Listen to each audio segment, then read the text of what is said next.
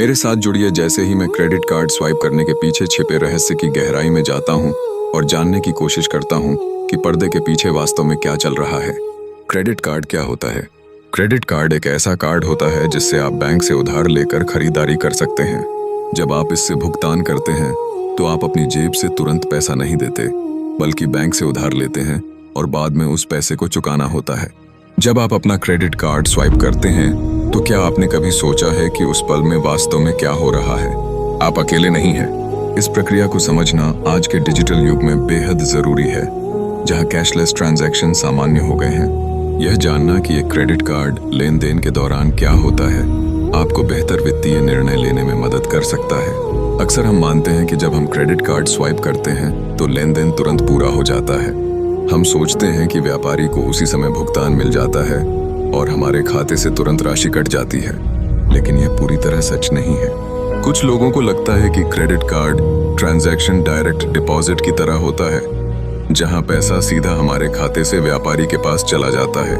वहीं कुछ मानते हैं कि क्रेडिट कार्ड कंपनियां हर ट्रांजैक्शन को मैन्युअली सत्यापित करती हैं। सच्चाई यह है कि हर क्रेडिट कार्ड लेन देन में कई महत्वपूर्ण पक्ष शामिल होते हैं। इसमें भुगतान नेटवर्क जैसे वीजा या मास्टर कार्ड, बैंक और व्यापारी शामिल होते हैं।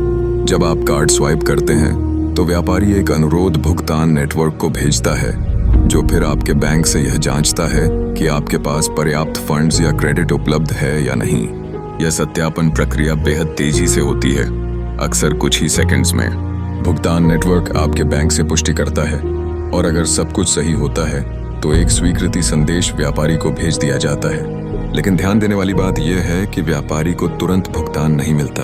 उन्हें पैसे के सेटल होने का इंतजार करना पड़ता है, जो कुछ दिनों तक लग सकता है। इस पूरी प्रक्रिया में कई मुख्य भागीदार एक साथ काम करते हैं। सबसे पहले होता है व्यापारी, जो आपके कार्ड को स्वाइप करके ट्रांजैक्शन शुरू करता है। फिर व्यापारी का बैंक यह जानकारी भुगतान नेटवर्क को भेजता है। भुगतान नेटवर्क जैसे वीजा या मास्टर कार्ड इस जानकारी को आपके बैंक तक पहुंचाता है। आपका बैंक इस ट्रांजैक्शन को जांचता है कि आपके पास पर्याप्त राशि या क्रेडिट है या नहीं।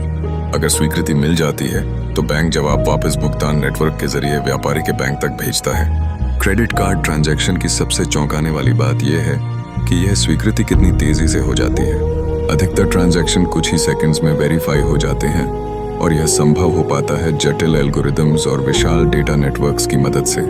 एक और रोचक तथ्य यह है कि हर लेन देन पर व्यापारी से एक छोटा शुल्क लिया जाता है, जो धीरे धीरे काफी राशि बन सकता है।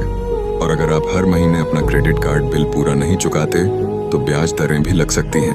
क्रेडिट कार्ड की यह जटिल प्रक्रिया शुरू में कठिन लग सकती है, लेकिन इसे समझना आपको अपने फाइनेंशियल फैसलों में सशक्त बना सकता है। अब आप जानते हैं कि यह सिर्फ कार्ड स्वाइप करने और भुगतान होने जितना सरल नहीं है। इसके पीछे नेटवर्क्स, बैंक्स और कई प्रणालियां मिलकर काम कर रही होती हैं। 4